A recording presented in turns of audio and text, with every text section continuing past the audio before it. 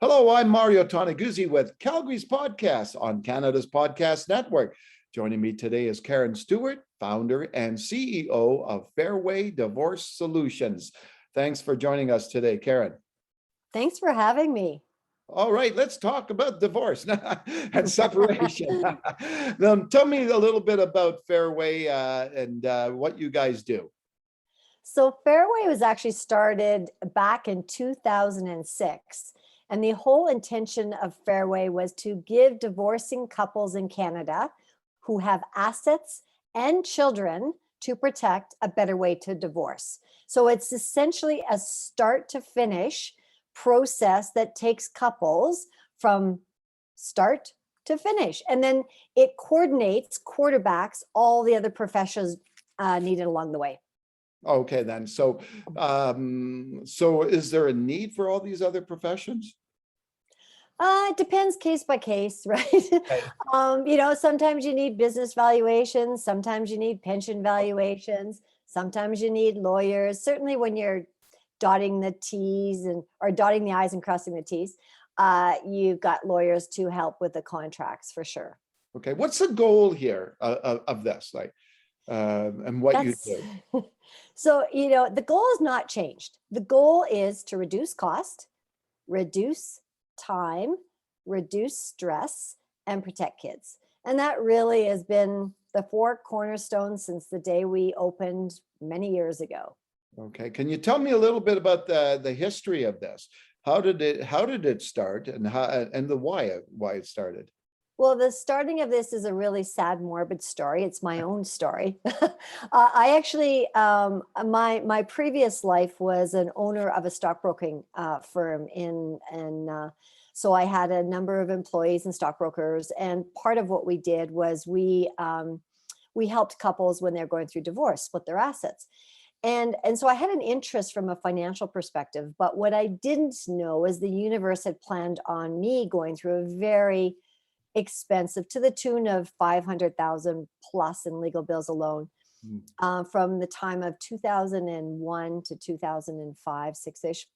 Anyways, a very morbid, sad story about a divorce that could have been resolved in a pragmatic way. The assets were complicated. We had a stockbroking firm and kids and stuff, but it didn't need the outcome didn't need to be the outcome it needed to be. And so that really, quite frankly, stirred me on, created a passion. Probably it was a bit of I don't want other people to suffer what I did. And then we ventured off and started Fairway. So you're based in Calgary, but do you have offices elsewhere, or what's your reach nationally on this? And that's such a great question for an entrepreneur, because as you grow and as you expand, there's different ways of doing that. And so I was really torn between the corporate expansion model, owning everything, or franchising. Okay. And I have to say that journey's been very interesting, but we're very committed to the franchise model. We have 13 offices across Canada. Wow. And again, a bit of ups and downs. I'm sure we can have maybe some time to chat about that as an entrepreneur's journey. But yes, we are a franchise model in a very non-traditional franchise business.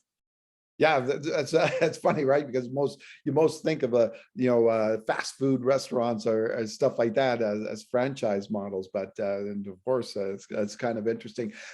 Who are your clients? Who typically walks in the door and seeks your services? Well, I guess the obvious is they're people who are getting divorced. They're people like you and me. They're people who, they find themselves, I'm not saying you've been divorced, but I'm just saying they're people who find themselves faced with on the doorsteps of divorce, who have something to protect.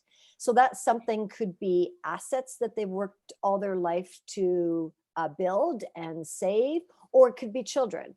And typically, we're not the cheapest. There's lots of cheaper alternatives. We take great pride in trying to be the best, and I think we are the best. Our competition tends to be more the matrimonial lawyer. So we're really the alternative to hiring two lawyers and fighting it out. That's where we play. Have you looked at the typical cost of how does that compare to, say, a traditional divorce? I don't know if you can quantify that in any way for us. That's a great question, and the legal system does put out research stats every now and again, but of course they're based on voluntary submission of data. So we can, roughly say, roughly, that the average divorce for a couple in Canada would range probably 16 to 18,000 per person. Now, that is, so you're looking 30 to 40. Of course, if there's any issues of contention or argument or court or affidavits, you're up at the 100,000. Yeah. We tend to play in somewhere between the 8,000 and 25, 30,000 range per couple.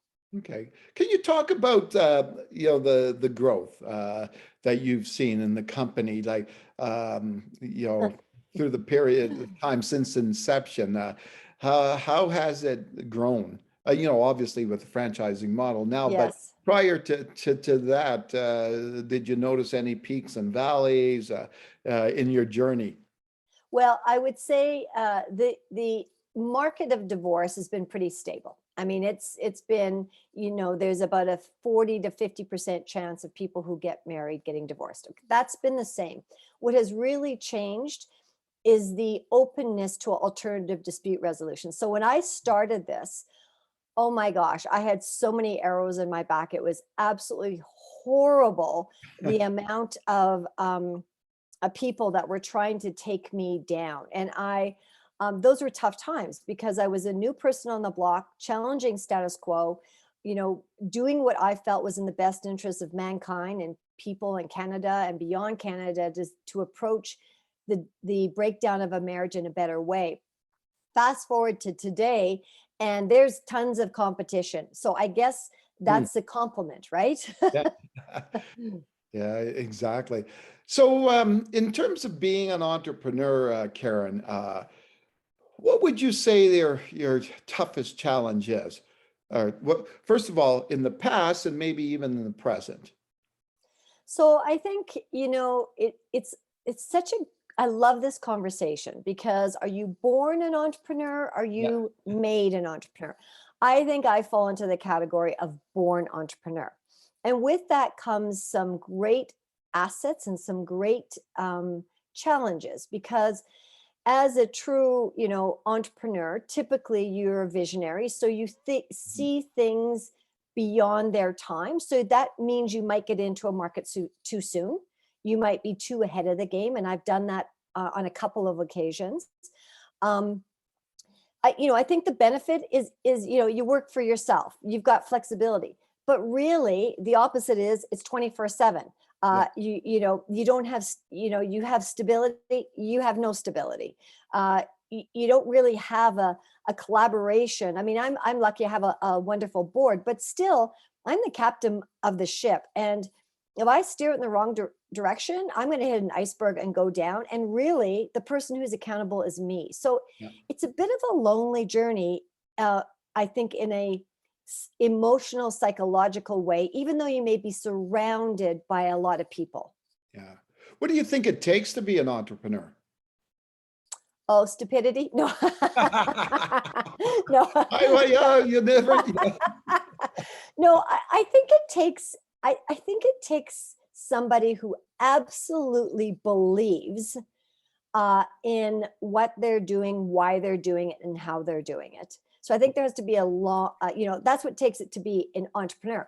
I think there's a big difference to be an entrepreneur and be a successful entrepreneur. Um, and I think it takes tenacity. And in this day and age, a lot of tenacity. Yeah. Now, no pun intended, considering your line of work, but where does passion fit in when it comes to entrepreneur? Like, do you have to have that passion for something to be successful? I just finished an amazing book and I'm trying to remember his name, but he talked about how passion was just a endless trail of disappointment. And in fact, what we should be doing is we should be becoming craftsmen, craftspeople at what we do. And I think that's really for me, for me, I was passionate about making a difference, but that only lasts for so long when you're trying to pay bills and you're trying to hire right people, and Yeah. you make more mistakes than you make successes. I think there has to be a craftsmanship that you feel you're an expert and you have something of great value to offer the people who work for you, the people who work with you, and then your end user. So when you, embarked on this journey, were there any mentors that helped you along the way, or any, like you mentioned a book, but any books that, and or even examples of people that you followed?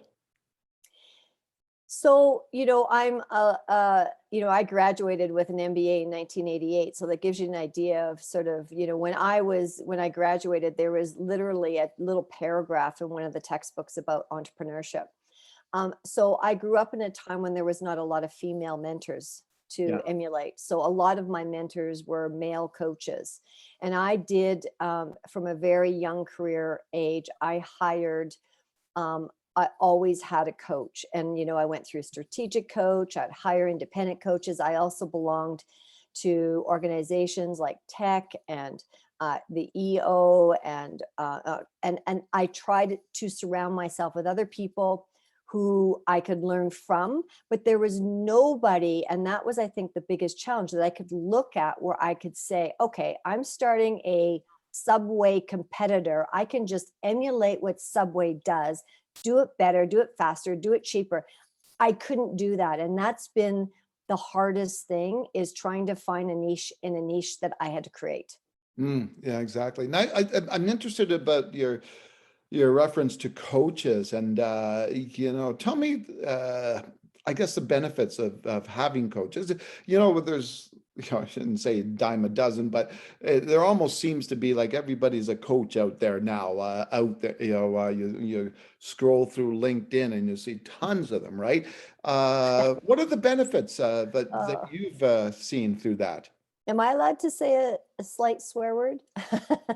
Sure, I don't care. They call you on your shit. How's that? Um, uh, so I think I've had good coaches, I've had great coaches, I've had poor coaches. I think having a coach that has some skill or acumen around the area that you're in helps, because they can be more strategic. Mhm. But for me, it was always about somebody listening to what I had to say and challenging the way I was thinking, and or encouraging me to think differently. I was not somebody, I never have been somebody who needed somebody to hold me to goals or accountability, because I'm uber over accountable and goal oriented, probably to my demise.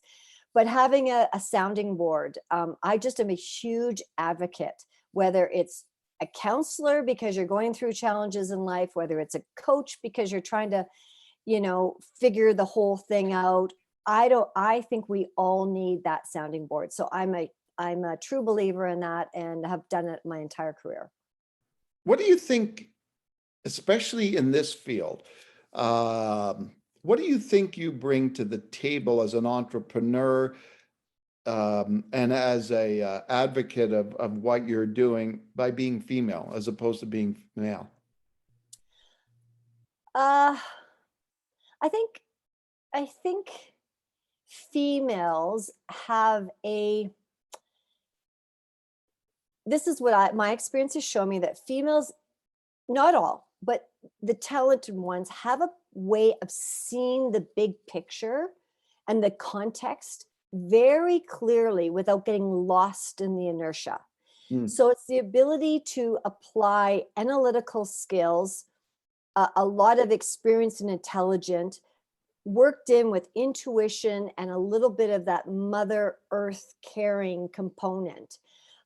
Women typically are very good multitaskers.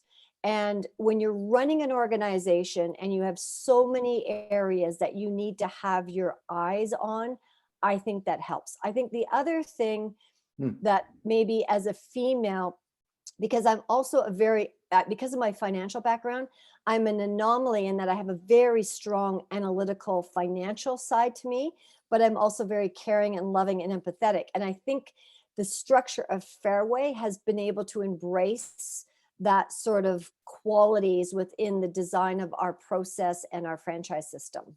Hmm. Now, if you had someone come to you and say they're interested in becoming an entrepreneur, what advice would you give them? I would really want to understand what they meant by the word. I think that the word has been overused, and I would like to see it start to fall into silos. So is it a contract entrepreneur? Is it like starting to see silos on entrepreneurship? Yeah. Because entrepreneurship is not just about going out and biting the bullet and facing your fears and starting a company. It's Mhm. also a mindset. And it's interesting because right now, over the next probably 6 months to a year-ish, I'm looking at hiring a certain person, and they've got to have that fine balance between an entrepreneur. So you can have an entrepreneur within your organization.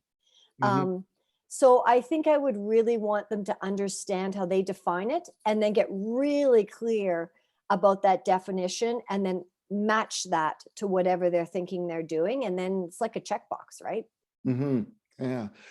And you mentioned earlier about working 24/7 and stuff. So in this day and age, we talk a lot about work-life balance. And where do you find it? First of all, do you think you have it?